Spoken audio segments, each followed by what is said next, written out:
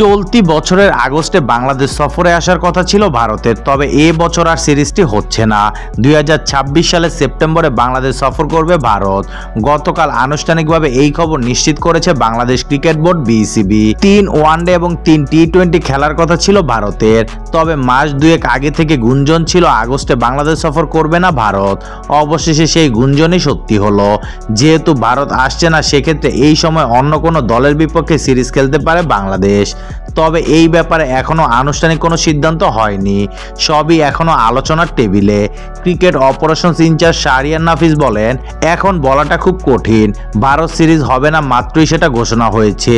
যদি সুযোগ হয় অন্য দলের সঙ্গে খেলার, তাহলে খেলা হবে, না হলে অনুশীলন ক্যাম্প হবে, কিছু একটা হবে।